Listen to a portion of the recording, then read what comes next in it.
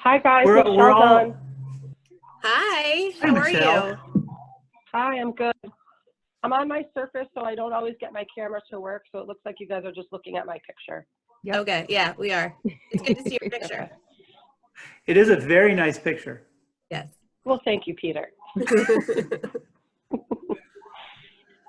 So we'll just give maybe people a minute to come on in. But how's everyone doing?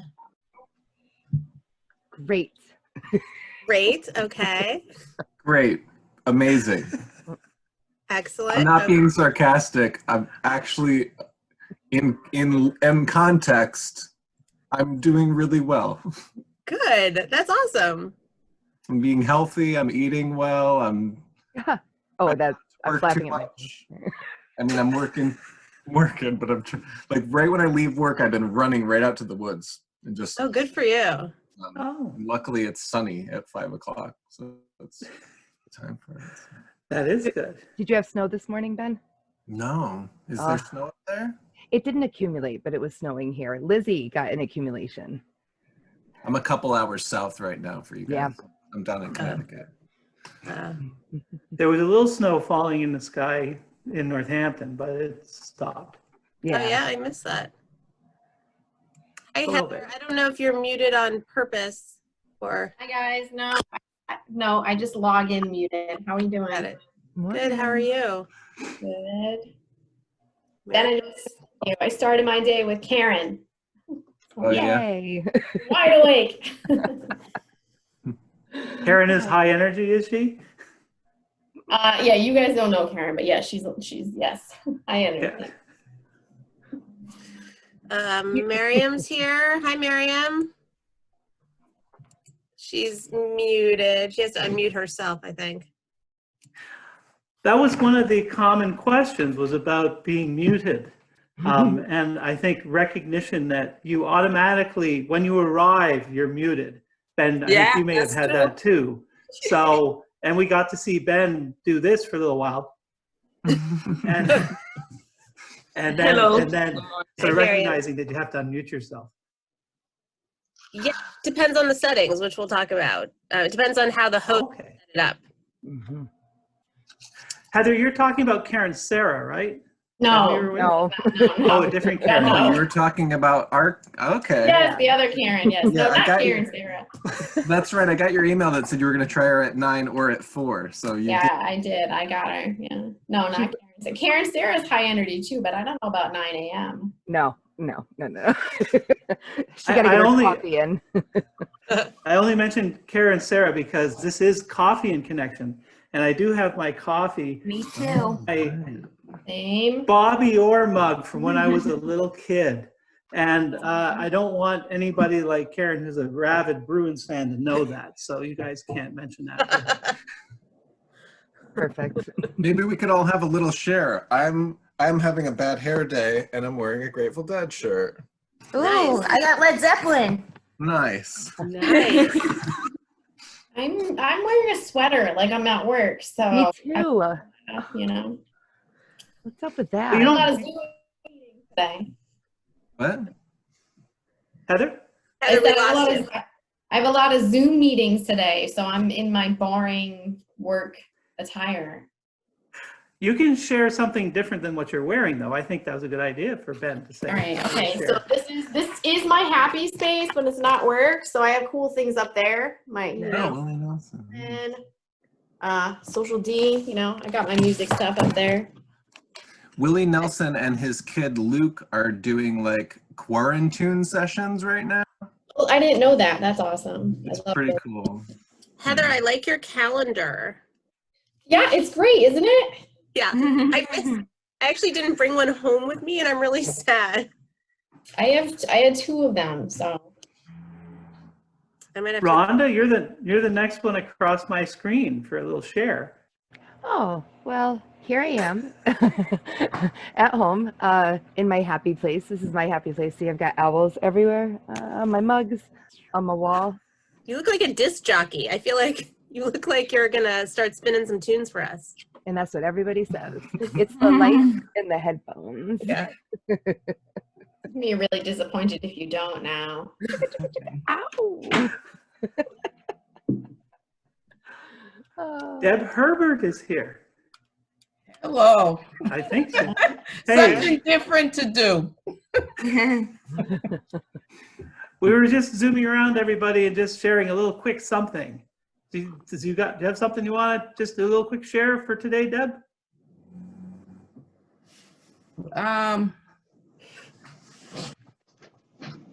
I don't know. I'm just ready to do something different than being home. I hear ya. Probably everybody's in that spot. Hey, Yeah. Michelle, you're next on my screen.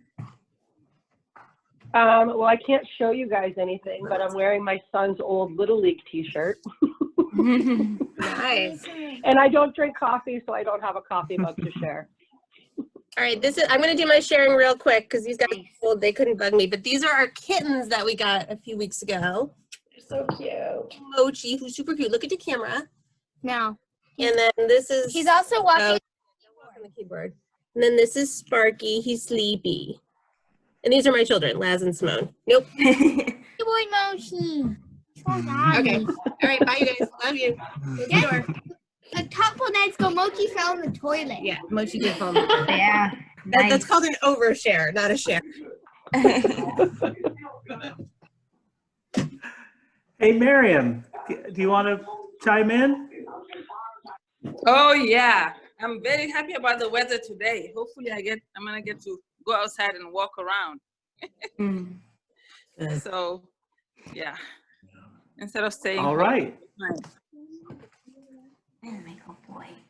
And I see Smiths. I'm not sure who Smiths is. Sarah? Oh, yeah. Sarah?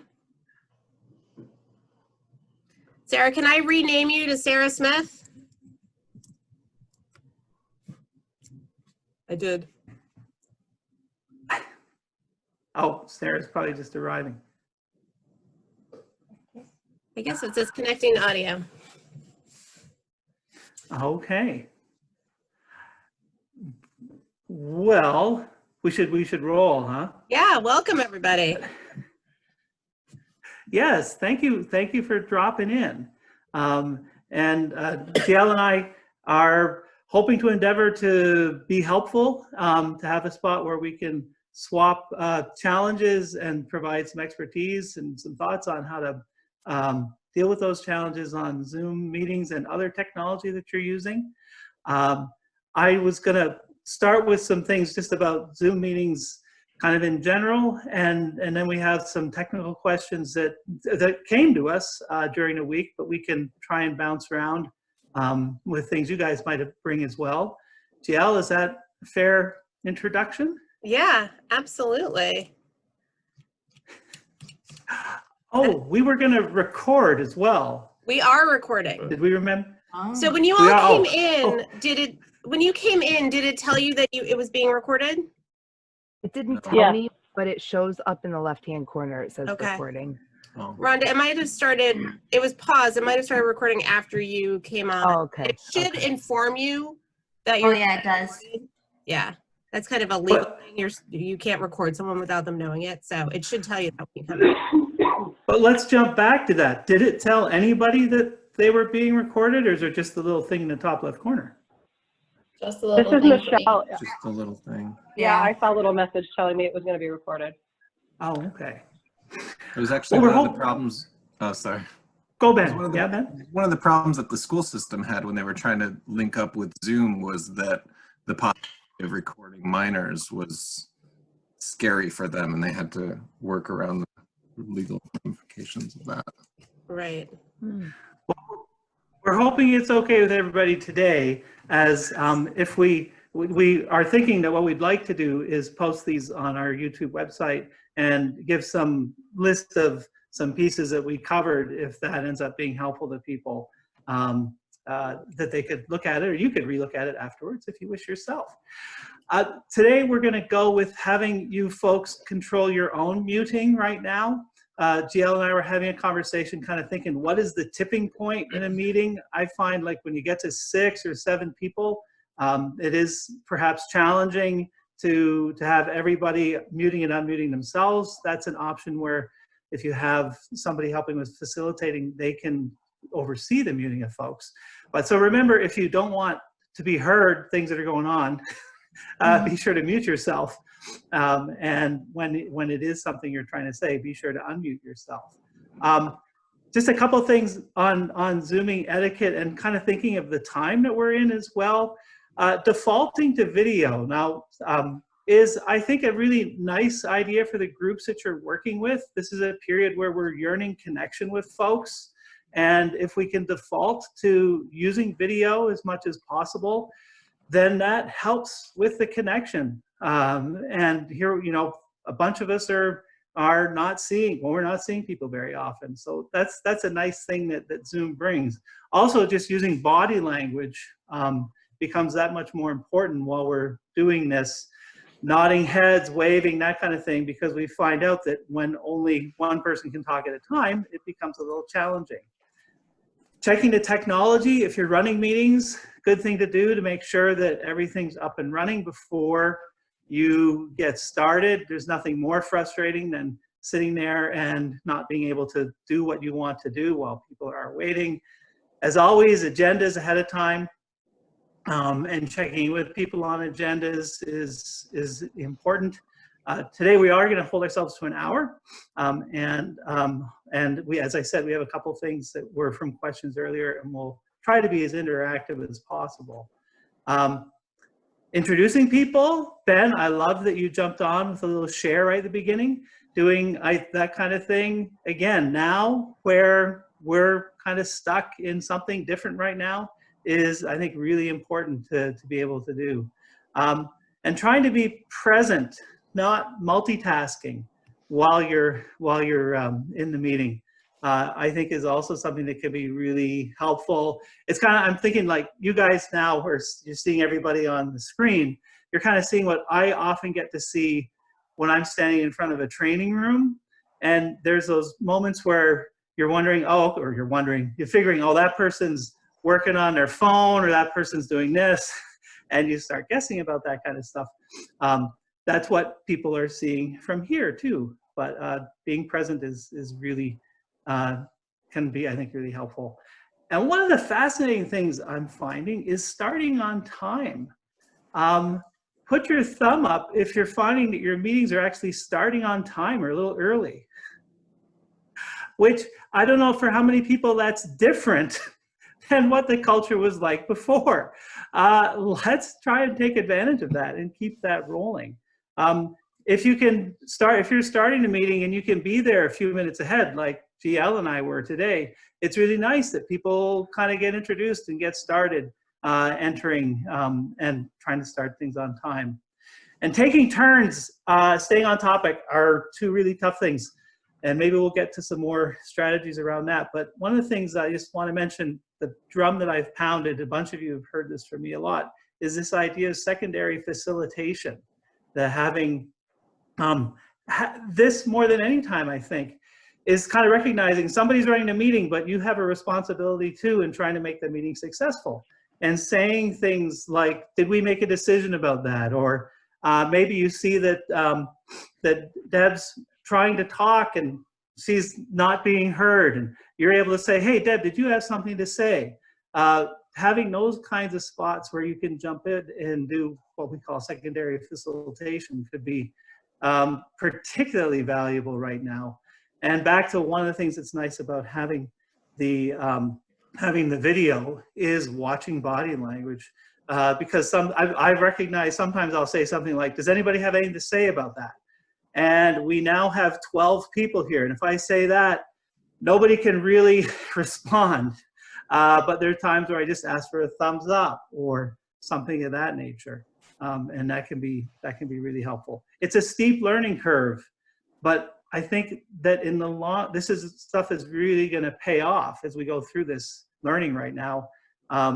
And right now, I think people are still kind of forgiving as you try to run meetings. So it's good to take advantage of that. I see you nodding your head, Rhonda. Good. Let's take advantage of that period right now, and hopefully get some traction going there. that was my little introductory piece. I see Tony's here. Hi, Tony. And Muted. there's a, Hi, Tony. I see Tony's name is here. He's unmuted, but he might not realize.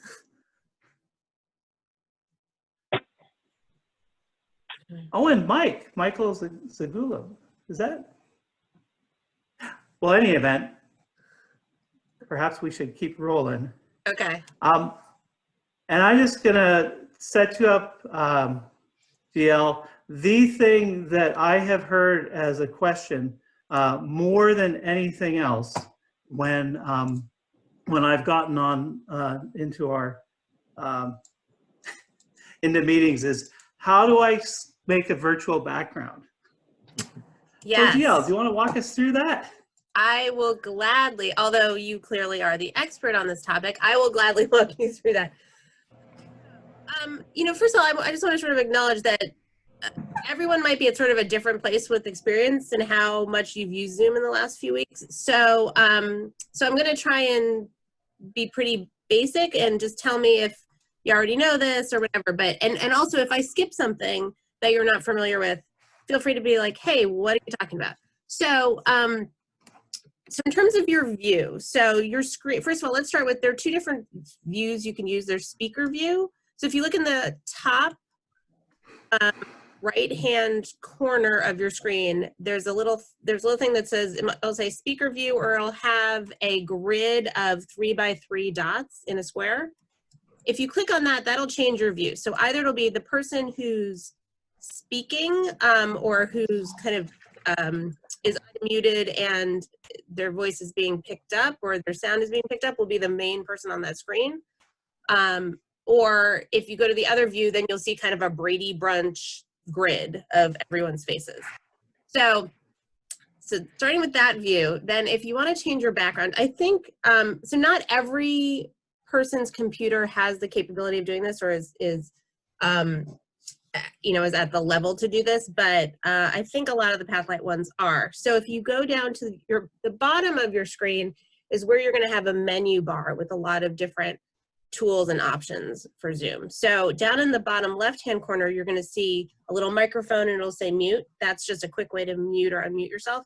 Next to that is the video icon, and you should see a little caret going up. If you click on that, under settings, you might have choose virtual background. If you don't have that, it might be that in your main settings, Ben's got it. In your main settings, you haven't turned that option on. But if you have turned that option on, you'll see that Zoom has loaded a certain number of those. But like Peter did, you can add your own virtual background that will show up behind you if you turn that on. What's kind of, I mean, as Ben is sort of showing, it's kind of like a green screen effect, like I'm in space, but it's, you know, it's like weird, and he's got like a supernova across his forehead. I don't know what's happening. It's distracting, let's say. So it's fun. I'm not sure that it really helps people have kind of good communication and productive meetings, but everyone wants to know about it, so those are virtual backgrounds. If you need other help finding that feature, if it's not turned on, feel free to send me an email, and I will tell you how to do that.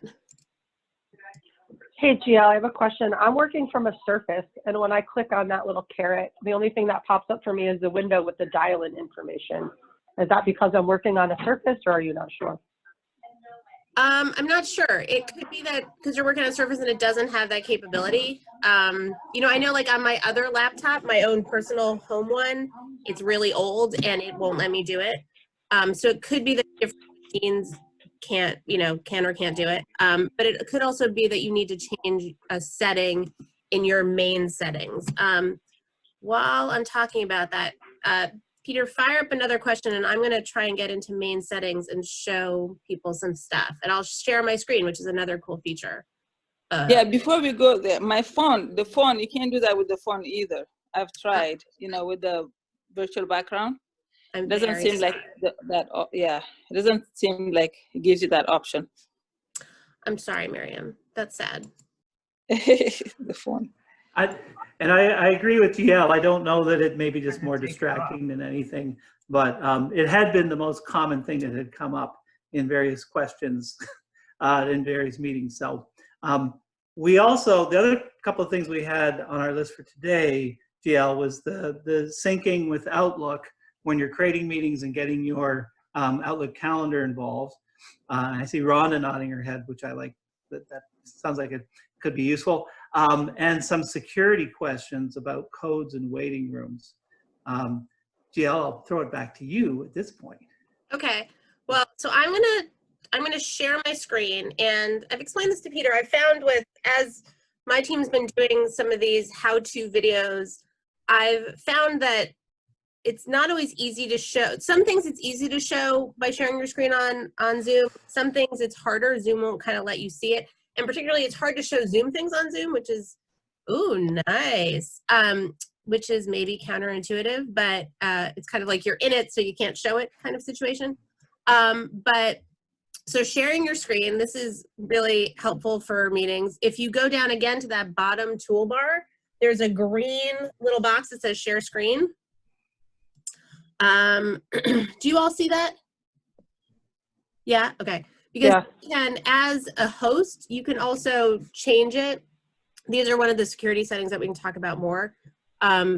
You can make it so that only the host can share their screen. So in that case, I'm not actually sure if you even see that option because it's not an option open to them.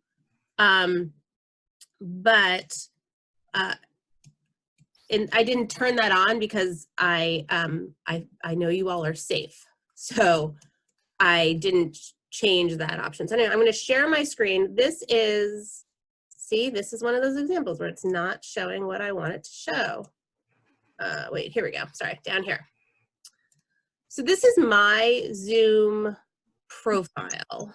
And you get to that when you go into Zoom, clicking on you can click on your face. I have a picture loaded, so it's my face. And it goes into your profile. And then this is how you can set up a meeting from within Zoom. Once you've downloaded Zoom to your computer, it gives you lots of different ways to set up meetings, but this is just how you do it from within Zoom. So let's talk first about Outlook. So I'd go to meetings. You're going to see these are all of my meetings. This is the one we're in right now. These are other meetings that I have already set up. You can set up one-time meetings that you schedule with a time. You can set up a meeting that is sort of a immediate, you're doing it right then, and it doesn't get scheduled. You just start it and then you invite people to it. And you can also do reoccurring meetings. So if I'm going to schedule a new meeting, all of my information, and then so I'm gonna keep all of this information in here. Meeting ID. Generally, it's recommended that you don't use your personal meeting ID for security reasons. That you generate that you have Zoom generate a random one automatically for you that changes every time. Meeting passwords are now built into Zoom and they automatically become part of your meeting. If you wanted more security, you could put a meeting ID like in an invitation and then say to get the password, give them another step that they have to go through. So say, email someone for the password, log in somewhere for a password. So I'm just these are other meeting options. A lot of these things you can also change again once you're in the meeting, like the waiting room, muting participants, recording or you can always record when you're in the middle of the meeting, or you can set it up to record as soon as it starts. So anyway, I'm going to save this. This is my meeting that I just made. And then you go to this next screen, and here it says different ways to add it to a calendar. So if I click on Outlook Calendar, what it does down here in the corner, if you can see this, is it downloads that meeting. And when I open it, I'm going to have to show you this. So it opens it right directly in my Outlook as an appointment, like we normally would schedule one. And so from there, you can invite attendees like we would in the meeting that we set up in Outlook. And they're gonna, your same address book will be in there and you can invite people that way. Now, I believe that I know that I've downloaded an Outlook plugin. I think that the first time that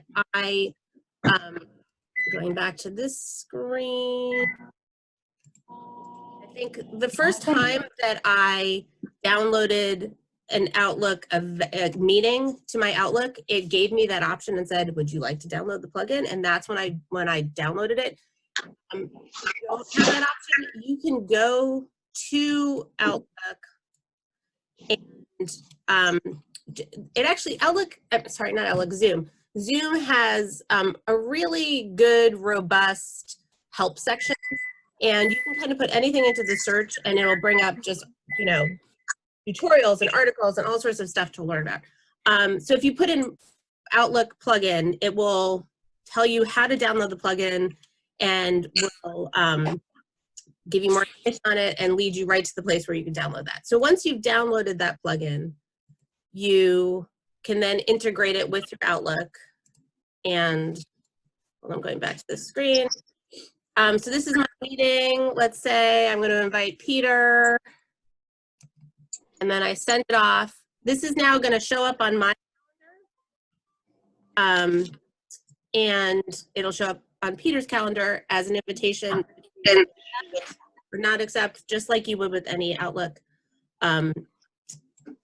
meetings. Now I'm going to share this one more time because I just want to show another thing. Once you've downloaded the plugin, that's my meeting that I just set up with Peter. Okay, so you should be able to see my Outlook right now. Once you've downloaded that plugin, you should have options up at the top for starting a Zoom meeting or scheduling one directly from inside your Outlook. So, see that?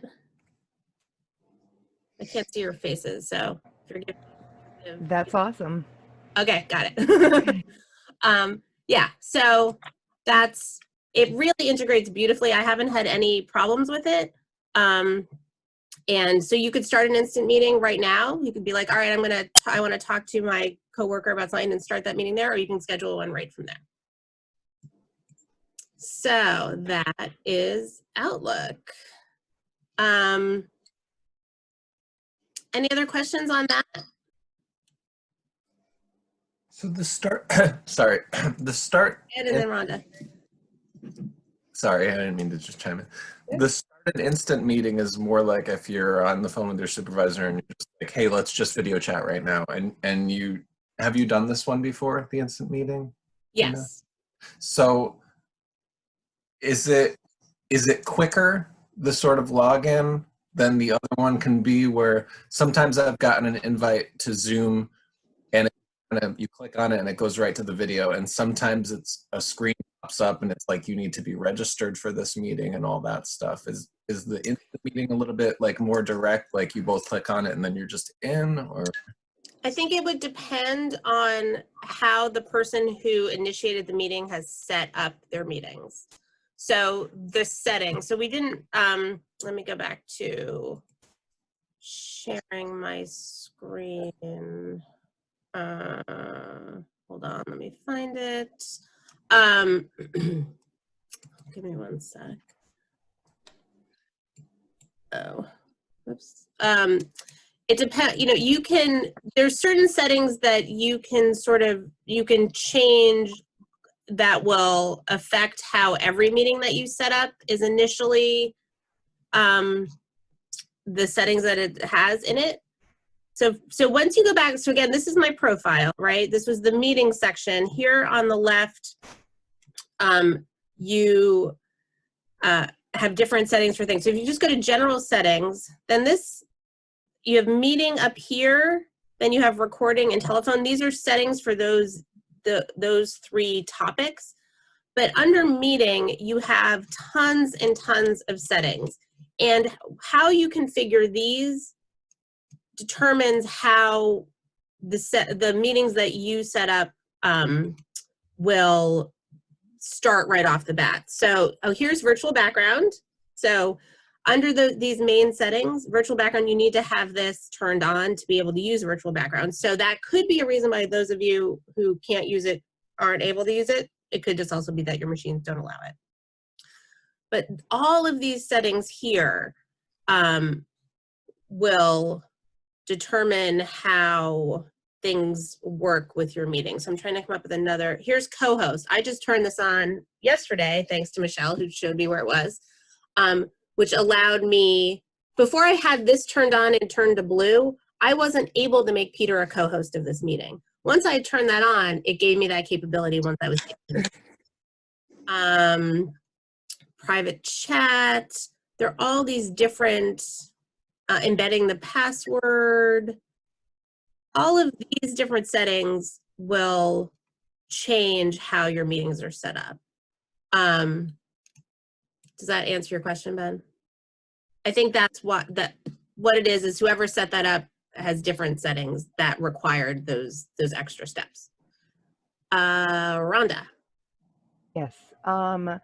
Sorry. So is anyone else finding that you can't, so I'm not able to download the plugin because I don't have admin rights, whatever, on my laptop. So do I need to get in touch with Paragus to do things like that? There's a lot of things I can't do. Oh, that's frustrating. Yeah, I need administrative permission to do like anything on this laptop. So do I just get with Paragus if I want to do things like that? That's what I have to do whenever I download something. But Paragus is really good about getting to you quickly, and they'll just take over the screen and give you the permissions. But yeah, for a download, you need this help. And also, like, with the virtual background, it says like I don't have that option, and it won't let me choose any other. I mean, I don't really need it anyway. It's fine. But I just wanted to.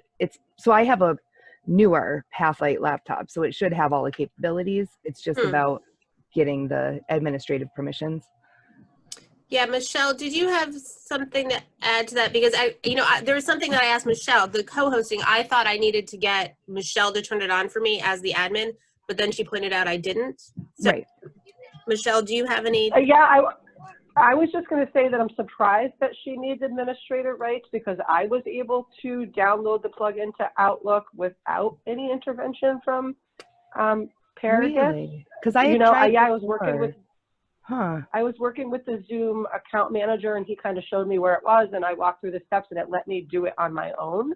Okay. So that's a little odd, but I did find too, looking at those other meeting settings, that I don't have even an option for the virtual background. So I'm guessing it's just based on my machine. Yeah. Yeah. So I'd be happy to help you more later with it too, but it could be that if you go in through those sort of main settings through your profile, like I was just showing, that you could download it through there, or there's something that needs to be ticked to make it work for you. Okay. Can I ask at this point, and maybe this is going to you, Michelle, I run into that administrative permission needed as well. Is that a blanket answer that we just go to Paragus, or should we at times be thinking we need to go through Andy or somebody internal to Pathlight? No, if it's saying that you need an administrator, that would be Paragus. Okay, so I can load whatever I want. Well, anyway, I won't open it up that way, but just to go to Paragus typically when you run into that piece. Got it. Right. If the automatic process that you're trying to do won't complete because you don't have the right permissions, Paragus is the one that can complete that for you.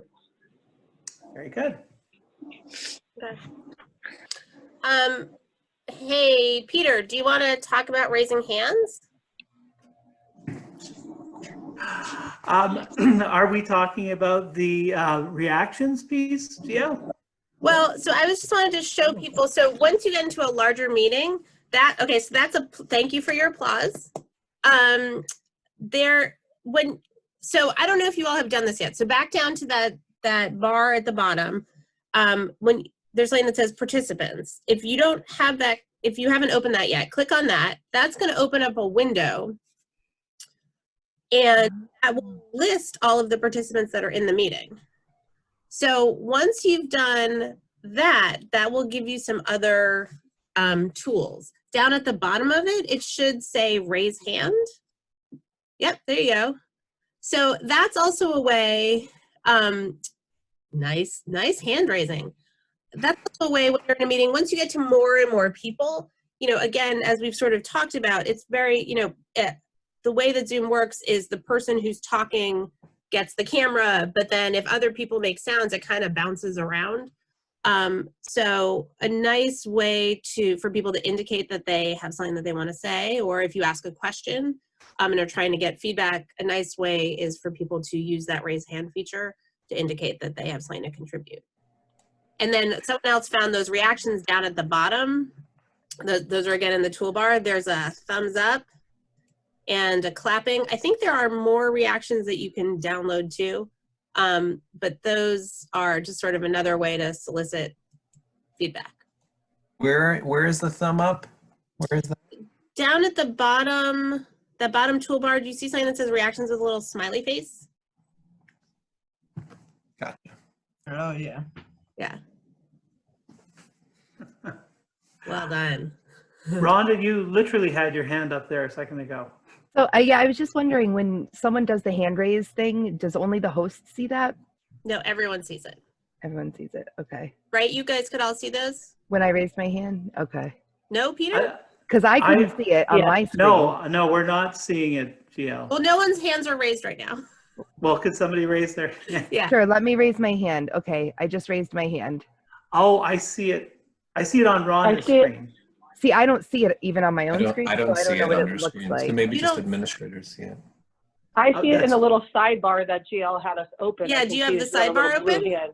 Sidebar. What is a sidebar? So if you click down on participants down at the bottom, again, that bottom toolbar, click on Yep. participants. Yep, I'm on it. That should open another little window. Yep, with the list. Yep. Yep. And you don't see your hand is blue in Oh, there? I do if I have it up like that, but then I can't see the screen. So that's why I put it down. You should change You know your what I mean? view. Oh, I have the Brady Bunch view. I like that one better. Yeah, and because you should be able to do the Brady Bunch view and the participants. It might be that you just need to change where it shows up. Oh, you can move it? The box? What's that? Can you move the box? Oh, look guess at you that. Okay, cool.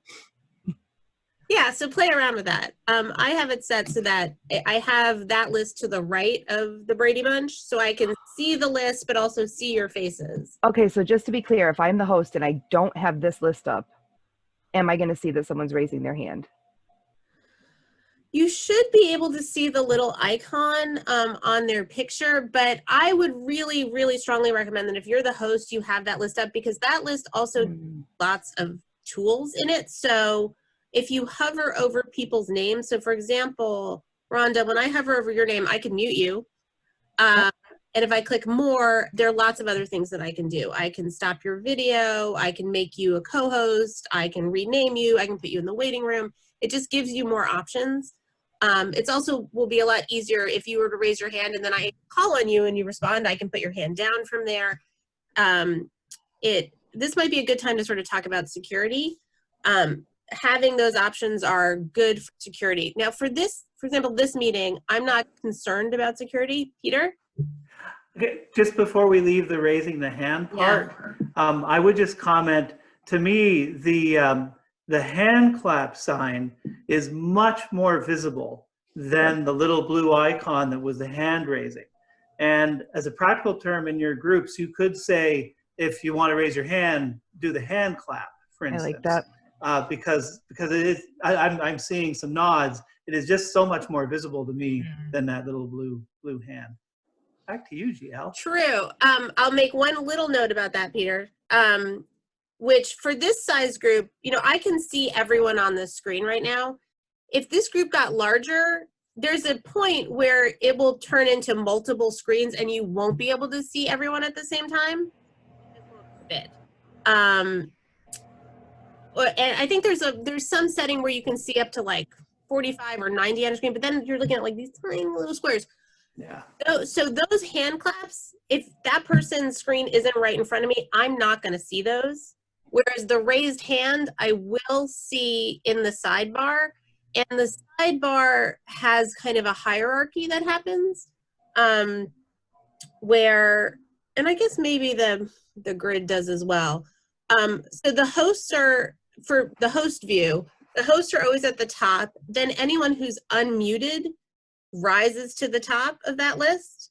And then anyone who's muted is then underneath that alphabetically by first name. The reason for it is that if you need to mute someone quickly, you know all the people who are unmuted are right towards the top. So I would say if you've got a small group like this, using that clap hand, you're right, is visually easier. But if you're trying to manage a larger meeting, you might want to stick with the raise hand. Deb, did you have a question? Or are you trying out the raise hand? On mine, I just touch it and things happen. Yeah. So I have to be careful. I understand. No, I didn't have a, let me lower my hand. Hey, GL, I don't know if you just saw, but Mary just sent a chat.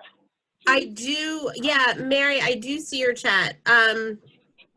So chat feature, which Mary just used. Down at that bottom toolbar, there's chat. Once there's a chat, it should start flashing yellow so you can see it. Yeah. There, as a host, you can change the different settings for chat. You can have it so anyone can chat to anyone, so there can be side conversations, which, again, you might want to think about whether that's productive for a meeting. You can have it so you can chat to everyone, or you can set it so that only people can chat to the host. So Mary is, the question is about, kind of goes back into these security questions.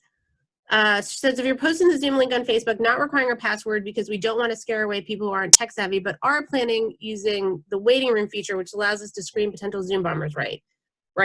Because that feature means that the host let them in, right? I have unfortunate experience with Zoom bombing. I had a really, really horrible incident happen to me on a meeting. So little personal information about me. I'm the city council president for Northampton, and I was running a meeting 2 weeks ago, and we were Zoom bombed. It was really, really horrible. I don't want anyone from Pathlight to experience. I don't want anyone to experience it, but I really don't want anyone from Pathlight to experience it. I can talk a little bit about what was different about my meeting than, say, this meeting. So this meeting, I'm not really concerned about security. This was a meeting that had a closed invite group. You know, we sent it only to people within Pathlight. It wasn't posted publicly in any way. There really isn't, unless someone like figured out the algorithm for this meeting, there really isn't a way that someone would find out about this meeting and have access to it. The meeting that I was presiding over is a public meeting. By law, has to be a public meeting, was publicly posted.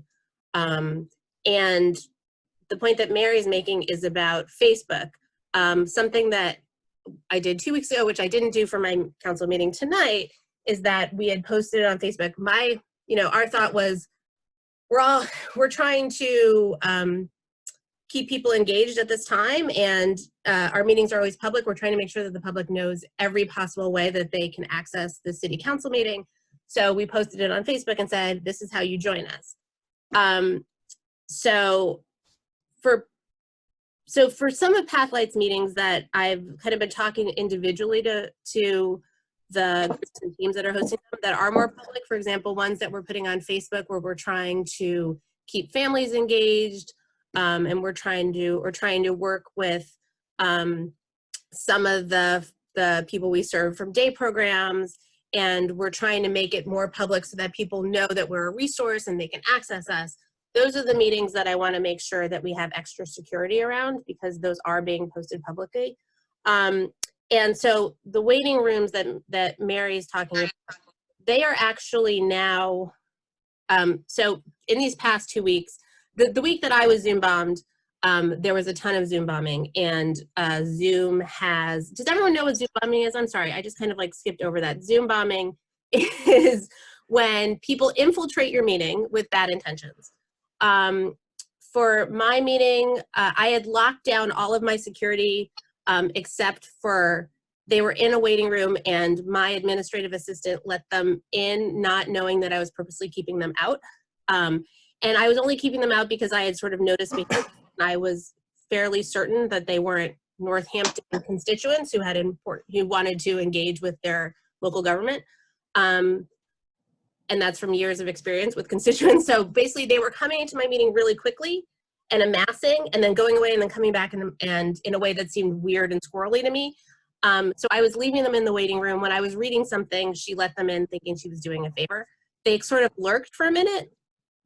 I had just sort of thought to myself as I was saying something else, like, wow, I don't remember those names, when they started unmuting themselves and just spewing really horrific racial slurs, ethnic slurs, profanity, just really, really horrible, vitriolic, nasty stuff that I don't want anyone to experience. And then I had to kind of race around through Zoom and mute them and then remove them. Chaotic, which is their point. That's what they want. I don't think that they were purposely, I don't think they had any idea of Northampton. I don't think it was targeted in any way. I think they're just finding open meetings and spewing their hate to cause chaos wherever they can. So that's one form of Zoom bombing. Other ways can be visual. If you don't have your settings locked down so that participants can share their screen, they can take over the screen and share, you know, all sorts of horrible images. There are also ways that people can write on the screen. You want, if you're having a public meeting, to make sure that those are locked down and participants can't do that. Those, or they're turning on their cameras and showing things. So those are different ways that people can Zoom bomb, and that's what Zoom bombing is. Back to the waiting room. The waiting room is now, Zoom has made that a mandatory setting. And what it means is, unless you turn it off, I actually turned it off for this meeting because I knew who, you know, I wanted you all to be able to come in when you were ready, and I felt about this meeting. A waiting room means that people will kind of amass outside your meeting individually. They won't be able to see each other, and they will get a message saying the host will start this meeting soon. As the host, what you're going to see is in that participant list, you'll see above the participants who already are in, you'll see a little box that says waiting room, and you'll start to see those names in there. You can let people in individually. You can let people in all at once, or you can not let people in at all. You can just let them sit there. You can also remove people from the waiting room. They now make it so that you could move people into a waiting room in a meeting. So if you click, again, this is why this participant list, if you're a host, is really important. If you click on someone's name, and it will open up a drop down, and you can remove someone or you can put them in a waiting room at any time. You can also mute them. So the waiting room is a good feature if you are inviting people from the outside into your meeting. What can be challenging, so, you know, some people can't access it by camera. Some people are going to use their phone. A phone number may come up. Some people, it's, you know, if they, depending on how their setting is, their computer's set up, you know, it might come up as like iPad 3. You're not going to necessarily know who someone is. So that's where it gets a little bit tricky about who you let in or don't let in when you're using a waiting room.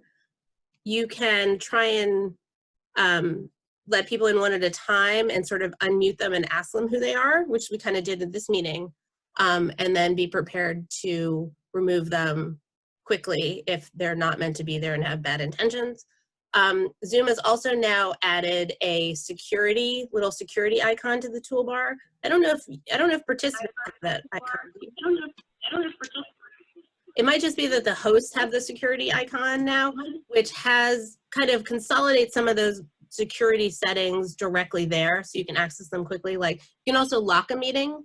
Once you have, if you know everyone who's supposed to be in your meeting is there, you can lock down the meeting and no one can come in from that point. You can enable the waiting room at any time. You also, if you're letting people in from outside, you might, and you're not sure how secure it will be, you might want to not allow people to rename themselves. That's another way that people have been sharing nastiness, is by renaming themselves things. You know, there's kind of no end to the creative ways that people have found.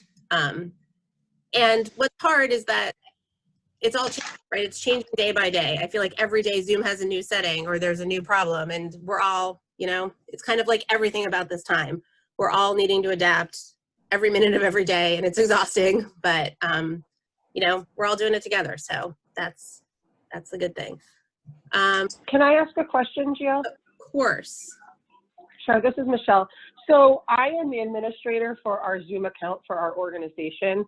And because of that, I get emails from Zoom of new updates and stuff. I sent one out to everybody in Pathlight that has a Zoom license. I was just wondering, is that helpful to you guys for me to continue to send those out? Or are they just something that is blocking your inbox and you're deleting them anyways? It's helpful for me. You know, it's good. You know, I am trying to stay on top of every new thing that Zoom is trying. So it's certainly helpful for me. I attended one of the Zoom webinars last week, and it was quite helpful. It was focused on security, but there was 25 minutes of them talking about security, and then it was a question and answer for the remaining 30 minutes. And it actually ended up a lot of questions like what we're talking about today. It went down to basics kind of stuff, but it was worthwhile. I think more possibilities for people is a good idea, and if you delete it, don't feel bad about it. Ben, do you have a question?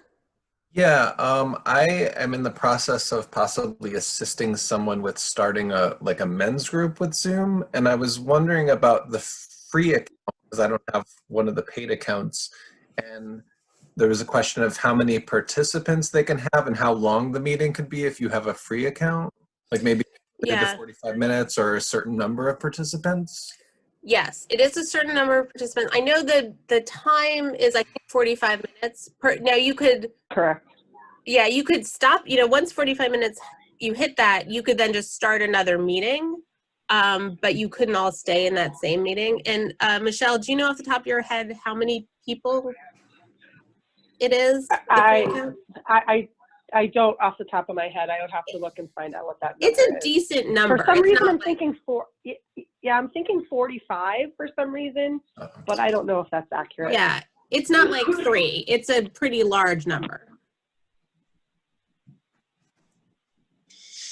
And Ben, I mean, one of the other options that we're giving people, because we have almost 30 licenses now that are all given out. Every single one of them was taken, and there's still people that are looking for them. So I know Ruth has said, if you need a Zoom account and the free version doesn't fit your needs, go ahead and buy it, and Pathlight will pay for it while you need it. And then once we get through all this, if you don't need it anymore, you can always just cancel at that time. So it's like $15 a month, I think, per user. So if you wanted to get it for yourself, it'd be $15 a month for a couple of months. It might be worth it if the free version doesn't fit your needs. Well, we'll try it for free first, and we'll see. Right now, it's hard getting these guys to actually join. So I think starting with 45 minutes for now is totally fine. And then once we get it off the ground, we'll probably pay $15 or whatever to make it work. So nice. Thanks. And Ben, you may know that Brian at Whole Selves is running a men's group as well, has been running a men's group, which he might have some information that could help you out. I'll reach out to Brian. Thank you. Yeah. Can I ask, so someone came in with a phone number. So it just shows part of your phone number, it ending in 214. Can you tell us who you are? This is Tony. Hi, Tony. Okay, just checking. Hey, how are you? I'm trying to. Hey, how are you? I'm trying to. Hey, how are you? Hold on 1 second. Yeah. There's Are you feedback on your computer and your the phone? computer. Yes, I'm on the computer and on the phone too. Okay. Yeah, you have to block out one of them because we're getting a wicked echo. And I'm trying to put on the video and also unmute myself, but it's not recognizing anything.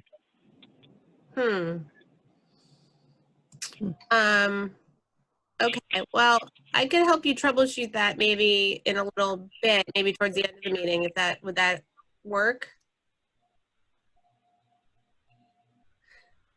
So there was an example of, so Tony came in as a phone number. I have no idea, I had no idea who that was.